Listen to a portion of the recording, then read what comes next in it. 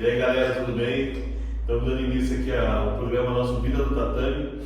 Estamos 3 apresentadores aqui. Então vou começar esse primeiro programa me apresentando. Eu sou Maurício Nakashima, eu sou filho do Sensei Nakashima. O Sensei Nakashima é o 8º dan de judô, hoje ele é falecido. Né? Ele que iniciou o judô em Americana, praticamente, não foi que começou o judô em Americana, mas deu início, né, a grande crescimento do judô americano, trouxe campeonatos para a Americana. E eu fui puxado para o judô por causa do meu pai. Não tenho a paixão que o Sensei Peterson tem no judô, me adaptei mais ao jiu-jitsu, apesar de tudo. Né? Tenho vários títulos no jiu-jitsu, foi 15 vezes campeão paulista pela Federação Paulista de Jiu-Jitsu, junto com a FESP, Federação Esportiva Federação do Estado de São Paulo, de Jiu-Jitsu. Fui vice-campeão brasileiro de Jiu-Jitsu, fui 3º lugar no Mundial de Jiu-Jitsu. No Mundial do Moça Figuragem, não sei, há algumas controvérsias, mas é o Mundial do Moça Figuragem, né? Que é da FPJJ. E sou advogado e professor de judô. Muito apaixonado pelo jiu-jitsu, pelo judô e Muay Thai, né? Gosto muito de Muay Thai também. Então é um prazer estar presente com vocês. Essa é a minha ideia, que é por esse programa junto com essas pessoas maravilhosas, é falar sobre os esportes, apresentar pessoas também importantes para as pessoas conhecerem o mestre, conhecer a disciplina, conhecer a vida do lutador, do professor ou de algum esportista. Não precisa ser do tatame necessariamente, né? Mas do esportista que tem para passar, porque no Brasil, infelizmente, o esportista é só visto no pódio, né? Ninguém vê a luta da vida dele para chegar lá, que eu acho que tem que valorizar, acho que as empresas têm que valorizar e tem alguns incentivos que as empresas poderiam ajudar esses atletas e as associações, né? Então é um prazer. Eu passo a palavra agora para o nosso Sensei Peterson. Tudo bem com vocês? Muito obrigado pelo convite, muito obrigado, Sensei. E eu estou muito feliz por estar aqui para a gente começar esse programa novo e estar explicando um pouco da nossa vida, da nossa realidade dentro do tatame, que é uma luta muito grande. Eu venho desde 1990 dentro do tatame, peguei minha faixa preta em 95, eu sou formado em Educação Física, em Licenciatura Bacharelado.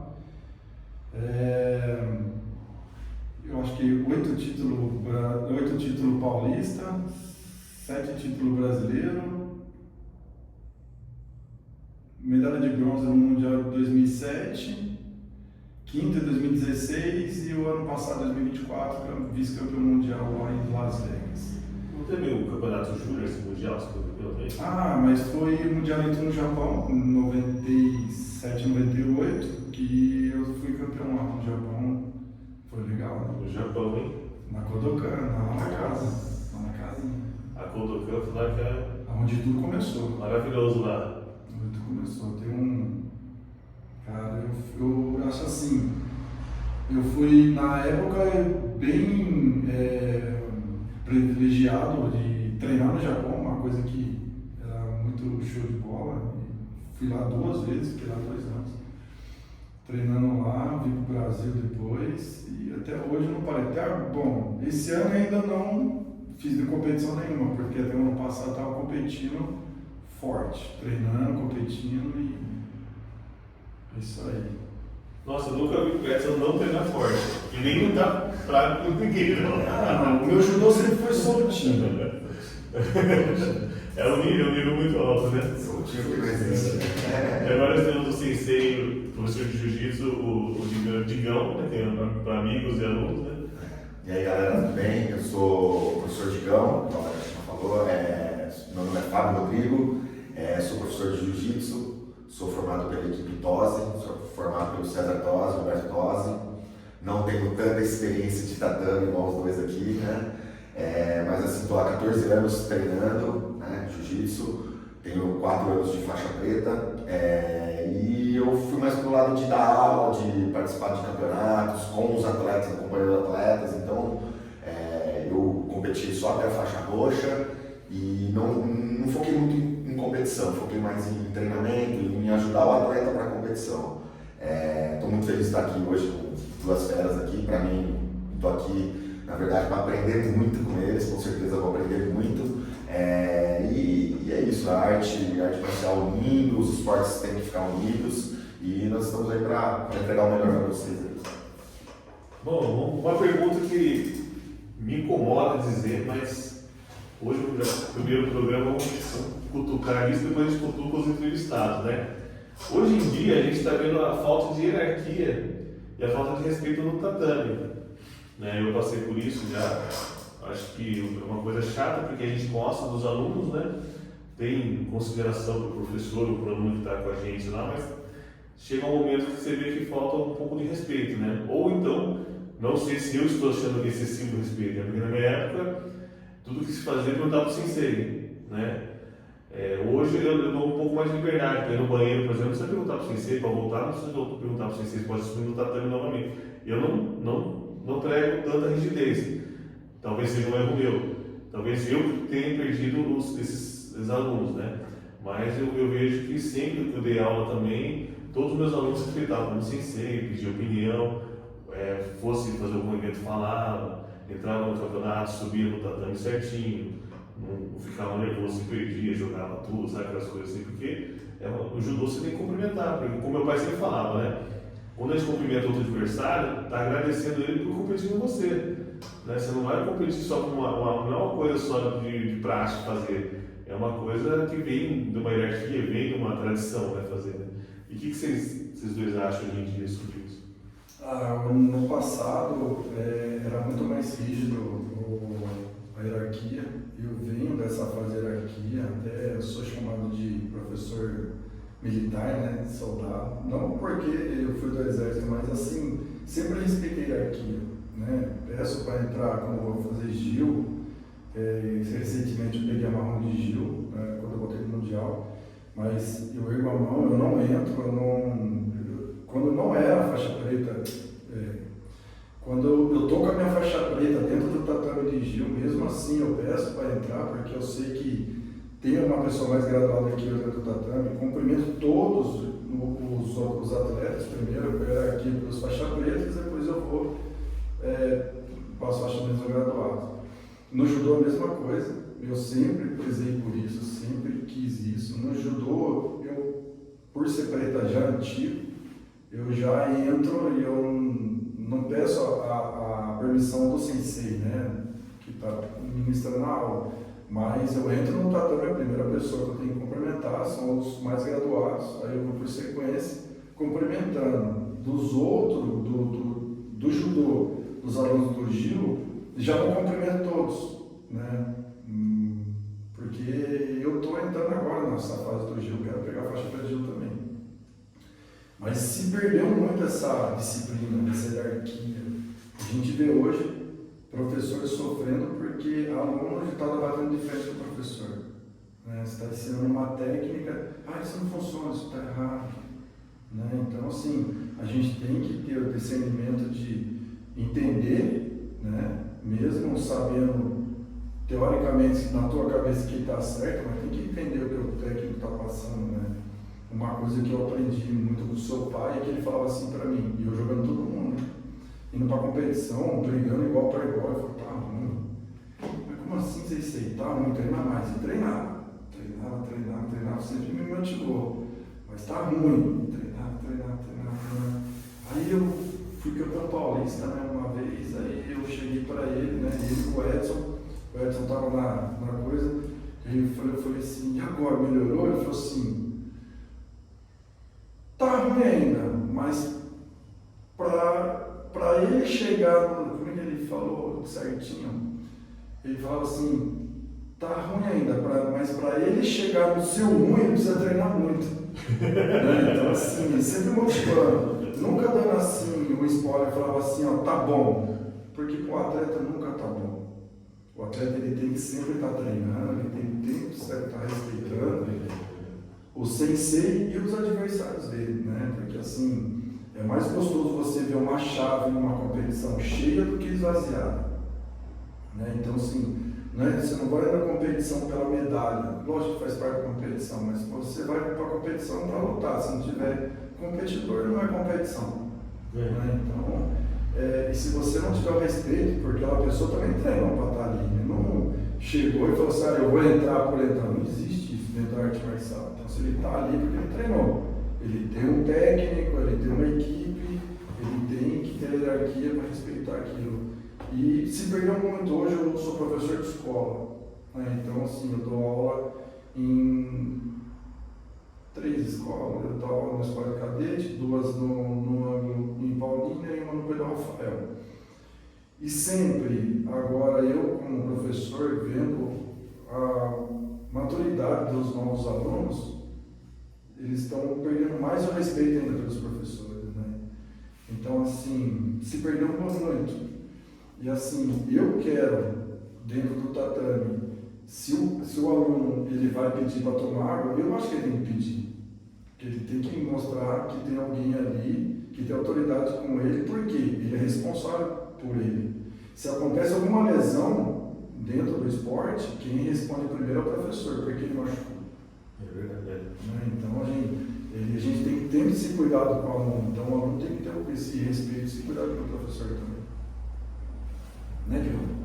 Sim mesmo. Aí eu assim, com relação a respeito, a hierarquia, é legal, interessante, porque a escola que eu venho do jiu-jitsu, ela é uma escola que tem muito do judô, né? O César, o Marcos, são do... O judô, o César, são judocas excelentes, né? São referências de judô em Campinas, né? Acaba transmitindo aquilo para a academia deles, né?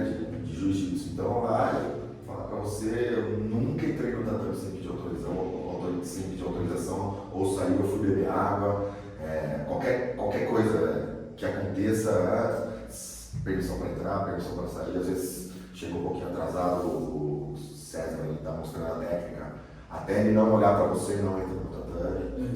Isso depois de preta. Outras faixas nem passava pela cabeça. Isso depois de preta, fico esperando o tempo que for, ele termina a técnica com o braço levantado, pode entrar, entra, aí cumprimento, por ordem hierárquica também. Se eu vejo que o pessoal está fazendo um movimento, não vou cumprimentar as duplas que estão fazendo movimento, só cumprimento o professor, se tem um preto ali, cumprimento também. Depois que eu vejo que o pessoal parou ali, vai tomar o cumprimento de todo mundo, por ordem de faixa. Mas assim, é muito desagradável quando você vê essas coisas acontecendo, né?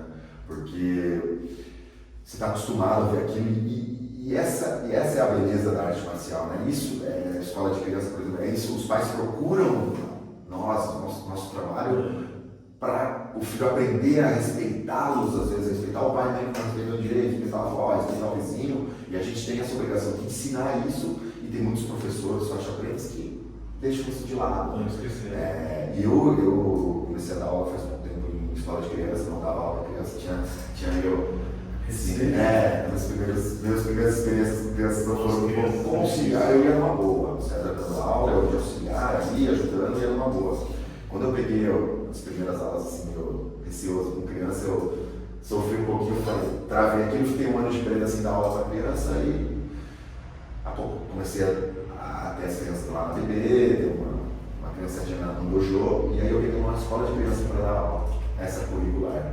É até interessante falar esse negócio E são crianças que nunca tiveram contato com arte marcial, né? São crianças que estão ali e nunca treinaram, jogar futebol, nunca treinaram arte marcial, então é tudo muito novo para eles. Só que tem crianças de 10, 12, 13 anos que já tem coisa no pai, né? Uma criança de 13 anos já uma de 5 anos ali, essa educação naquele minutinho ali, 2 minutos ali, você consegue conversar e trazer mais uma criança de 13 anos sem educação. Cara, é uma coisa que eu até brinquei, falei assim, eu cheguei com a minha esposa no primeiro dia de aula, eu falei, coisa, cara, eu com dor de cabeça. Nossa, como que eu vou dar conta disso, cara? Não é pra mim. Eu tava quase mandando uma mensagem pra diretora, falando, ó, pega o professor que não dá. É um desafio. Eu respirei, fui pra segunda aula, desculpa, respirei, fui pra segunda aula, e já fui com a consciência de fazer o meu melhor ali, tá? Sempre procurando. Cada criança tem uma característica, né? Então tem uma criança que é muito educada, cara, que vai ali, sensei, nunca tinha falado sensei, eu falei, você tem que falar sensei, isso, tem criança assim que você fala assim, meu, é impressionante a educação da criança. E uma de 10, por exemplo, 2 de 10. Esse de 10 é muito educado e tem um de 10, cara, que eu até brinquei com minha esposa. Eu acho que essa criança ela foi feita sozinha, eu acho que ela mora sozinha na casa dela. Você vai chegar lá, ela está sentada no sofá sozinha, e aí, beleza, Senta aí, entra aí, e aí toma café, uma coisa que não deve ter pai, não deve ter mãe. Infelizmente, eu presenciei isso. Eu falei assim, e aí, como professor, eu tive que impor a ordem ali do professor de faixa preta, do dono daquele espaço ali que a gente automaticamente responsabilidade. Então, eu mostrei que na sua casa, seu pai, sua mãe faz o que quiser com você. Aqui dentro do tatame, você não respeitar. Aqui dentro do tatame, a palavra é minha. Eu vou falar, você faz, vou falar para você não fazer, você não vai fazer. Ficou bravo, isso, aquilo, foi endireitando, já entrou naquela respeito. Mas assim, algo que sobra pra gente, que os pais teriam feito, né? Isso e a gente fica, pô, é tão simples, né? É tão fácil estar ali com a criança, né? Fez coisa errada em casa, bateu a porta, não bate a porta, apaga a luz, coisas que nossos pais faziam. Meu pai poderia estar no outro lado da rua, se a luz estivesse acesa, eu voltava a apagar a luz, né? Essa dele apagar para mim. Hoje em dia os pais facilitam muito. Aí tem isso aí. Aí existem, passando para o lado da arte marcial das aulas, existem professores que estão fazendo isso, deixando cada vez mais tranquilo, e o aluno faz sempre de qualquer jeito, dando, perna esticada, kimono tudo desamarrado, relaxado, e acontece isso. Acontece o quê? Formam-se faixas pretas, marrons pretas, que vão desrespeitar a nós mesmos que formamos eles, né? Você sabe que, por exemplo, eu não sei, eu não fui pro Japão, meu pai falava, acho que o Beto você sabe disso que foi, não sei se você ouviu falar, eles falam que no Japão o próprio aluno limpa o tatame. Sim, na escola, né? Na escola, não tem faxineiro na escola. Aí eu fico pensando assim, no Brasil, por exemplo, eu tive medo de falar os alunos limpar o tatame, porque eu tive medo dos pais reclamarem com o diretor que estava dando limpar o tatame. Porque hoje em dia os pais assumiram um escudo muito grande, né? Antigamente, se eu falasse para meu pai, o professor mandou eu limpar o tatame. Por que você está reclamando? Hoje em dia, se eu falar isso, você fala, como assim? Eu vou falar com a diretora agora, né? O pai mudou esse lado. Antigamente, quando o professor batia na criança, por que você apoiou lá? Porque eu fui mal educado na aula. Aí o pai batia em você de novo. Hoje não, não quer nem saber o que aconteceu. Vai pra cima do professor. Não, uma palavra meia torta que você falou para uma criança que já. Então, a responsabilidade da arte marcial tem por causa disso. A gente não tem como disciplinar numa nota baixa ou numa falta, porque os professores começaram a tentar pegar respeito nisso, vou tirar ponto, vou tirar nota. Aí a gente não tem esse poder de coerção, né? E ao mesmo tempo é importante disciplinar o entendimento para o mais velho, né? Para o mais sábio, ou até para uma pessoa que, quando a gente manda ele ensinar uma faixa menor, ele entender a capacidade dele maior, né? Então a gente fica numa situação bem complicada, né? Ainda mais vocês estão na escola. Nossa, tem pai que me procura e fala assim, qual o esporte que eu posso colocar meu filho? Eu falei, ele já sabe nadar? Não, então coloca ele na natação, porque ele precisa aprender a sobreviver. Se você estiver numa chácara, num churrasco, na praia, ele vai ver a água, ele vai entender a água e ele vai respeitar. No enchente. Só primeiro. E depois, judô ou jiu-jitsu. E eu falo, não tem várias artes marciais que pode pôr. Judô e jiu-jitsu. Puxando a sardinha pro meu judô, eu prefiro judô. Aí, realmente por causa da disciplina que tem. Que é você cumprimentar o seu companheiro de treino, você pedir para o seu companheiro de treino, você está ali mostrando um respeito gradativo dentro da arte marcial. Isso é importantíssimo. Depois quer jogar um futebol, quer jogar um vôlei, quer jogar um ringue, aí fica por sua condições. Mas ele sabe sobreviver e sabe se defender. O restante ele vê no futuro, porque o mundo é mau. Não é qualquer coisinha não. Então assim, se você não se cuidar agora, não aprender a fazer as coisas agora, não é na rua que ele vai aprender a fazer coisa boa. Então é assim que você tem que seguir. Eu sigo nessa filosofia. E Jigoro Kano ajuda muita coisa. Tem gente que fala assim, o que você daí na sua praia? Eu falei, cara, isso aí não é um velho qualquer. Isso aí é o pai da educação física no Japão. Ele é o cara no Japão. O Jigoro Kano ensinou muita coisa e ensina até hoje. Então, a gente vê que o judô, assim, eu sou do judô também, o Digão também fez judô também.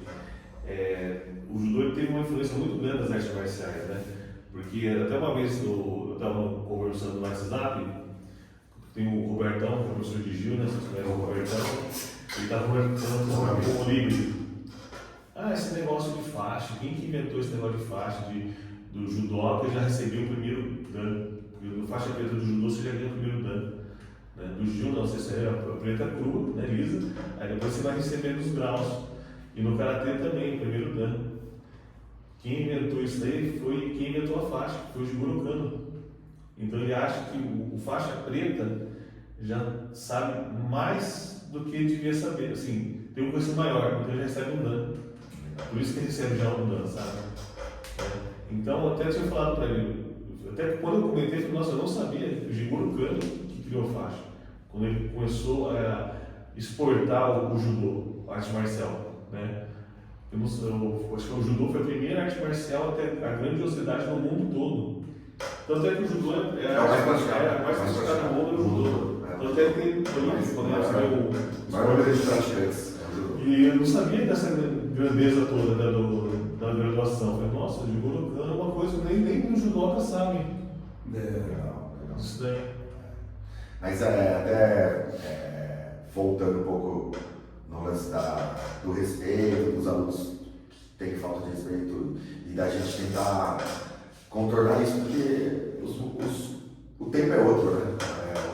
Mudou muito, né? De 30 anos atrás para hoje, né, cara? Se você pedir pro cara levantar um saco de pancada de 150 quilos, fazer 150 repetições, o cara não volta mais pra academia. O cara vai reclamar com o pai dele, com qualquer pessoa, o cara vai estar com dor na perna, o cara vai estar com dor nas costas, o cara vai estar. Entendeu? São consequências naturais do exercício, né? Mas quanto mais você fizer, melhor você vai ficar. O cara vai bater, fica muito mais fácil, né? Mas assim, e a gente às vezes se encontra nessa situação, né? O que é correto fazer e o que não é correto fazer. Se eu fizer aquilo, eu vou transformar o cara num verdadeiro lutador, ou o cara vai ser igual dizem Nutella, né? Um cara lutador Nutella, vai ser mimimi, você vai chamar a atenção do cara.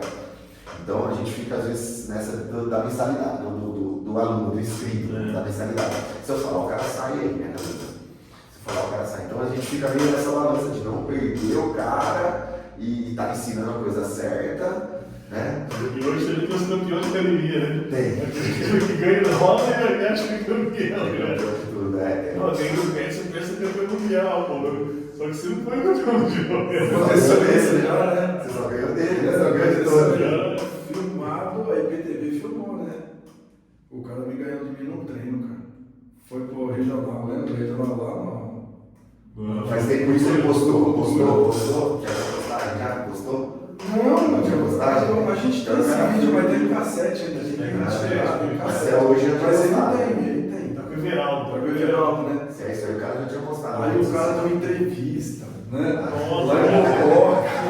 Ele já é de Mocó, né? Falou, tinha ganho de mim e tal, cansei, então. E começou a treinar, né? Treino. E o cara tá falando que ele era o favorito ali. Foi o que é favorito, né? E valeu vaga pra final do Paulista, né? Igual o pessoal Foi segunda luta, eu tinha ganhado primeiro, ganhei a segunda, foi a semifinal eu com ele, né? Semifinal. Foi Leonardo, ele chama Leonardo.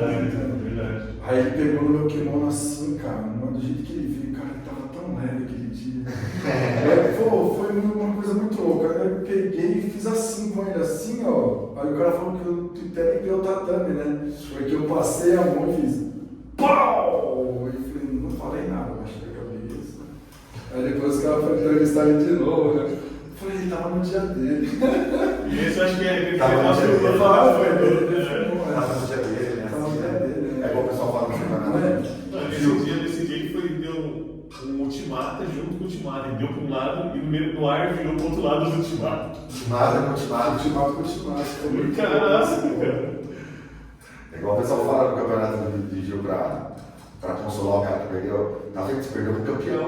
Aquela frase lá. Tá vendo que você perdeu, mas o cara foi campeão da categoria. Você perdeu pro campeão. eu acho que nunca pode ser com a cabeça dessa coisa, né? Ele é um campeão, perdeu, né? Você finaliza uma faixa preta na academia, mas, cara, é a coisa mais simples que tem na face da terra. Competição é outro ano. Cara, Competição é outro ano.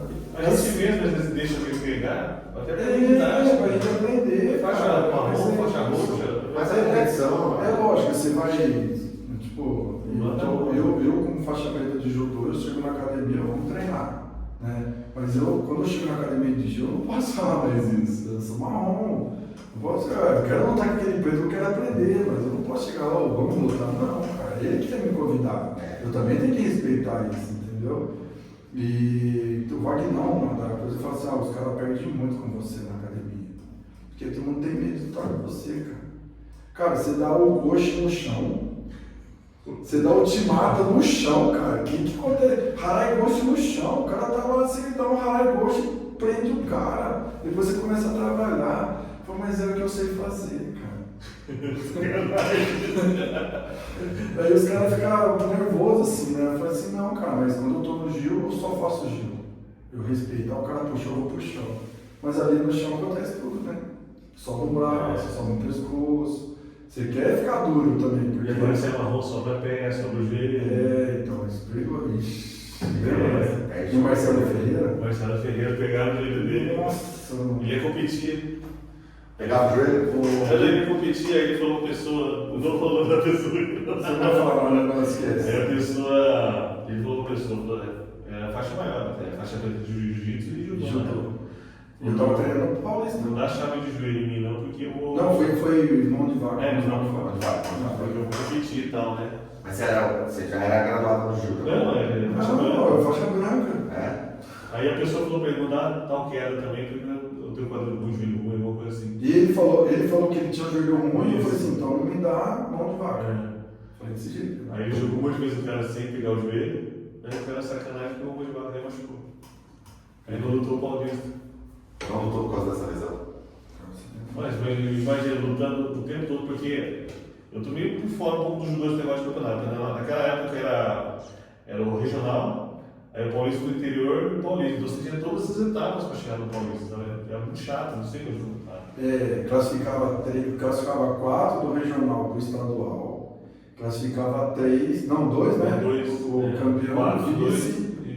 O campeão e o vice ia pro Paulista. Era a fase final. Classificava 4 em um, depois classificava 2 no outro. Os dois melhores, só que era assim, o regional era igual Campinas, a 15ª região, então era só Campinas que lutava. Quando você ia pro estadual anterior, já pegava 4 regiões. Os campeões do vice e campeões do Pegava os 4 de cada região. Só que aí ia os 12 melhores de 4 regiões, então já tinha 20 atletas para lutar aí. Isso eu dizia assim. Aí desses só 2 que iam pro Paulista. Só 2 que iam pro Paulista. Aí isso imagina, só pode ser 2. Uma galera já foi uma primeirada aí. 12 caras, né? Já melhor da região, os 4 melhores da região já tá, né? O Paulista o Paulista no judô, não sei se é hoje em dia, era uma loucura, porque tinha uma qualify lá, uma coisa assim, que você ia de manhã, se você não classificou, você lutava para classificar o Paulista, você lutava umas 10, 20 Porque minutos assim, Paulista. antigamente, quando você perdia o estadual, você tinha o qualifying do Paulista, era no mesmo dia. Era o mesmo dia do Paulista. Aí você classificava para lutar o Paulista. E tinha tempo que falou que o campeão do qualify foi o campeão do Paulista. Eu falei, caralho, esse cara foi voando. E também o pessoal da seleção, né? Entrava para lutar. Eles nem queriam classificar essa partida. Eles não classificavam, eles entravam direto. Para lutar no final. Então, olha que você pega. Você lutou com o Leandrinho, né? O Guilherme, né? Não jogou eu não. Olha só, o Leandro Guilherme. Inclusive, o Leandro Guilherme, você viu que tem estudo dele na Unicamp, né? Tem. Que fala que o judô aumenta a massa cefálica. Mas o cérebro que aparece na máquina era o meu. Ah, é? Isso que eu inventou Foi assim, eu fui convidado para fazer esse estudo, ele como referência, mas o cérebro que estava dentro da máquina era o meu. Putz! Aí eu que fiz a lição. O aumento do seu. Do antes e depois. Do antes e depois. Nossa, eu não sabia disso. Eu não sabia disso. Cara, que legal. Eu não sabia disso aí. Eu sabia do estudo, que eu sempre falo, mas não sabia que era o seu. Conheço tantos anos, eu não sabia. Que era depois foi Globo Repórter, né? Foi o Globo Repórter, né? Tem essa reportagem que amanhã tá massa ser falha, esse negócio de você não se equilibrar para não cair e pensar em técnicas para derrubar. Então, porque eles pegaram um atleta para fazer um estudo aqui, que foi eu, entrevistou ele lá em Santos, ele não veio para cá. Ele foi lá na academia do Rogério Sampaio lá. Aí entrevistou lá, porque ele era cabeça de seleção, né? E nessa época o Rogério me chamou, foi antes da Olimpíada de ir a Atenas, na Grécia. Porque assim, eu ganhei no chão do Calazans, do Calazans Camargo lá. Calazans é famoso, E eu ganhei dele no chão, cara. E fui pra semifinal com o Leandro Aguilera. O Leandro não me jogou, eu perdi minha bandeira. Caramba. Aí o Rogério chegou em mim e falou assim, pô, vamos passar, te dou tudo. Você só passei sparring do Leandro pra Olimpíada. Acabei menino, né? Você nem conta. E eu tava pro americano. Você tinha que tentar a vaga também, meu filho. Olimpíada. É isso não, inclusive eu tenho título que ele não falou. A americana teve vários regionais, que foi campeão, a americana, o judô foi campeão regional. Aquele ex-esposo da mulher famosa lá, esqueci o nome dele. Agora não vai. Aqui é Grace? Não. Famosa não. Mas deu. Mas o americano foi interessante. O Rodrigo Germano, Não, a gente montou uma seleção, cara. O Rodrigo Germano, a gente é base. É o melhor médio. Pegou ano passado a preta, o Germano. Treino com ele sempre. Quem que é? O Vasconcelos. Rodrigo Vasconcelos. Ele pegou o pé de Gil? Pegou o preta de Gil, no ano passado. Já foi campeão brasileiro, acho. Não, ele foi campeão Não, mas ele brasileiro. Ele jogou. Ele é só cumprimento e senta. Ele tá no Era sinistro a gente treinando aqui, ele falava assim, deixa eu ver a minha caixa de ferramentas para experimentar. É muito bom. Às vezes ele vai lá no treino lá, nas minhas aulas, tal, super que legal. judoca, muito bom, cara. Experiência lá no alto. Lá. Ele que deu a preta pro César, né? Judô. Foi ele que deu a preta. César, ele o parente dele. Aqui do lado era antiga Germanos, né? Eu sempre vi o Sebastião, o Joaquim, que da padaria. Germanos Fitness, né? Eu treinava direto aqui. Tanto é que eu fazia 3 treinos no dia, eu treinava com vocês, aí eu vinha pro Germano, que o André que dava aula aqui. O André da seleção do Brasil. Aí ele dava aula aqui e depois eu ia pro Concorde ainda, treinar. Aqui no Concorde era o. Era o Koji, né? Que hoje ele tá na CJ, né?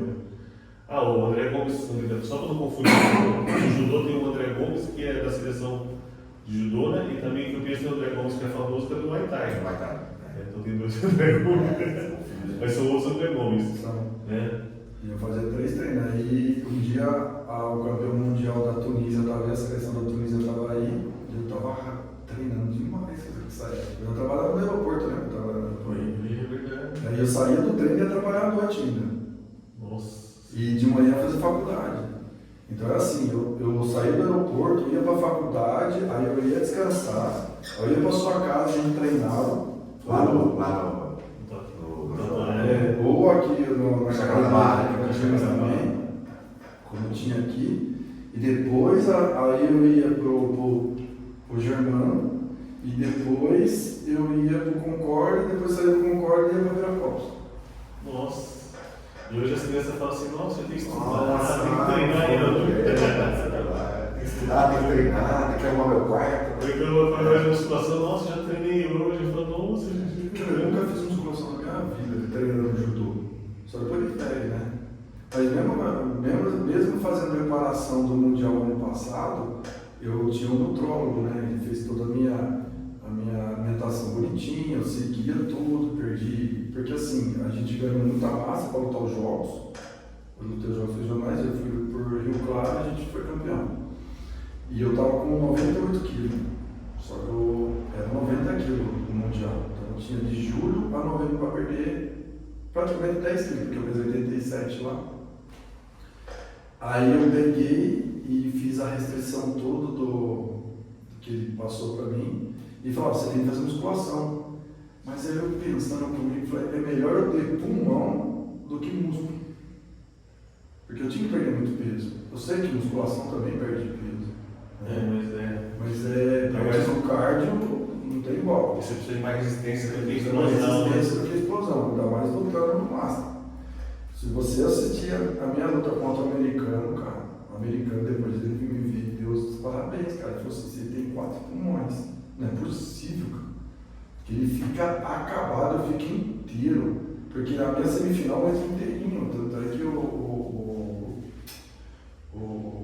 espanhol não me aguentou, não. Ele deu uma entradinha, eu acabei rapidinho a luta também. Entrei inteirão na final.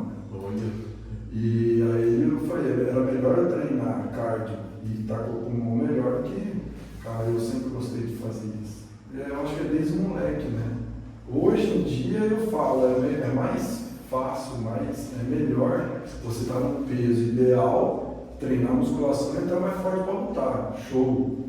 Né? Porque eu não sei como é que está essa coisa de perder peso. Antigamente tinha perder muito peso, né? Eu treinava com colete de chumbo, lembra? Nossa. Eu colocava aquele saco plástico debaixo do. Uma vez no TOS, lembra? Eu fui treinando TOS, treinava no TOS, comecei junto no TOS. Lembra? Você ficou uma hora na esteira do TOS correndo. Foi. Aí você foi lá no TOS e pediu pro TOS que você podia usar, que fazer no TOS. Gostava de correr, cara. Ele ficou na esteira uma hora correndo. Na verdade, Eu não sei se foi jaqueta especial mesmo, ou plástico mesmo. Hoje em dia não, hoje em dia tem várias tecnologias para você fazer isso, eu tenho que ter uma roupa. Tem a roupa especial. Ela é blindada para ele, ela é tipo. Aqui, ó, corre. Desde quando eu conheci ele, ela pega de 6, 4% de gordura, né? Eu queria passar uma mão, às vezes a gente está treinando e eu preciso comer alguma coisa. Mas esse negócio do gás é muito importante, cara. Tá com gás no dia faz toda a diferença. Eu acho que faz mais. No Gil, eu posso falar do Gil que eu tenho mais curiosidade para falar do Gil, do que um cara muito musculoso. Né? Um cara muito musculoso, além de perder perde um pouco de mobilidade, né?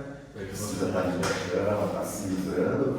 O cara muito musculoso, o músculo acaba pesando também. Né? A musculação emagrece, mas o músculo pesa. Agora, vou fazer uma pergunta para você, Rodrigão.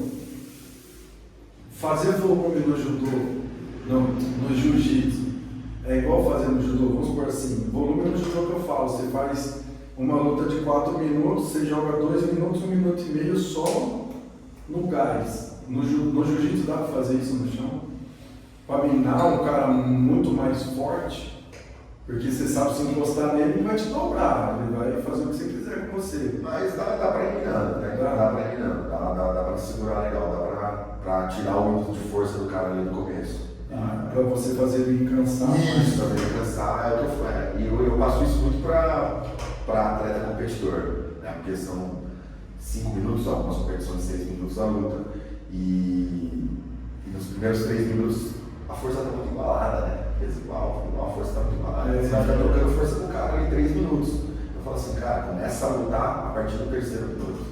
Começa a fazer alguma coisa, causa X, tentar entrar numa queda, depois de 3 minutos. Porque depois de 3 minutos a pessoa já está desgastada. Você também vai estar desgastado, com certeza os dois vão se desgastando. Mas a possibilidade de entrar numa queda, a possibilidade de finalização, de um controle ali, 100 quilos, uma montada, depois de 3 minutos. Então essa ideia de tirar mas só que aí tirar a força, né? Não a força, não o gás é a força, né? Mas aí você precisa estar bem. Porque assim, é mais difícil. O judô é assim, no judô você não gosta do no jiu não é assim. Mesmo que eu consiga jogar dentro da técnica de projeção uma atleta de jiu, vale 2 pontos, não vale nada para mim. Porque eu sei que eu vou fazer muito mais força no chão. Né? Assim, pode ser que eu consiga acabar uma luta de 5 minutos no Gil em 30 segundos? Pode, tem que finalizar. É a única forma de eu preservar a energia no judô, não. Você está preparado, você está ali no gás, o cara pisou errado, você jogou já era. Você guarda energia para outra, vamos que vamos. E torcer para o outro ali por causa disso. Aí você fica, pô, Você falou que eu pessoal, porque o cara ia me entrevistar, os caras falam, tá 6, 7.